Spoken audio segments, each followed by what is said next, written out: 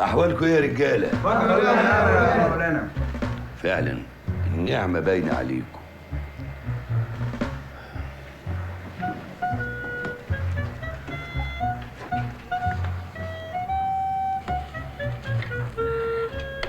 زناتي، خدامك يا مولانا. أنت دخلتك إمتى؟ الوقت اللي تقول عليه يا مولانا. جبت بدلة الفرح ولا لسه؟ لا مؤاخذة يا مولانا، احنا بنتجوز بالهدوم اللي علينا. لا، أنت هتتجوز ببدلة قبها. قوم يا فندم غير بدلتك مع زناتي ورا النصبة، خده يا زناتي. مش الأول أعرف حضرتك مين؟ أنا مولانا، أنا الحماية بتاعتك، أنا اللي هخبيك من البوليس، أنا اللي هتولى تهريبك خارج البلاد. روح يا فندي مع زناتي غير هدومك ورا النصبة. عملية التغيير تتم ورا النصبة. يا عم شيل ايدك، حاسب يا اخي. انا بس يا انت بتعمل ايه؟ هدى طيب هدى. يا عم اتاخد البدله لكن الملابس الداخليه لا، مش هتحصل ولو فيها اعدام.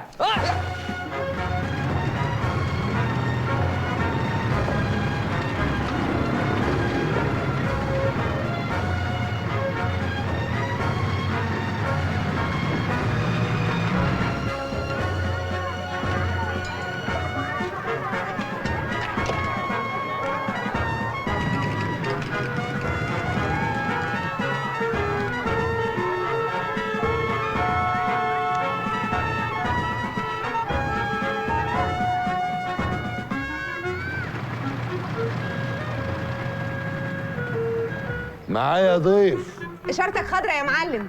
لم يا بت ويلا. انت مدفوع فيك كتير على ايه مش عارف. ده انت ولا حاجة جنب الأكابر اللي نالوا حمايتي. انت اهيف واحد فيهم لا مؤاخذة. اسمع يا معلم، أنا محبش حد يغلط فيا، أنت بتعمل شغلانة واللي طلبته خدته.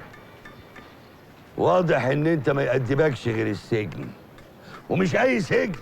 انت لزمك السجن الصحراوي عشان لما تشوف عود الملوخيه تقول عليه نخله. يا معلم أنا أكيد عمي هيحل المشكلة، لو سمحت عاملني كويس. وكمان مفيش فرق كبير قوي يعني ما بين هنا والسجن، أكيد السجن أنضف. وحياة امك اخلص! بشويش حاسبوا عليه لا يقع، سلولي ونزلوه. أنت فاكر نفسك مين؟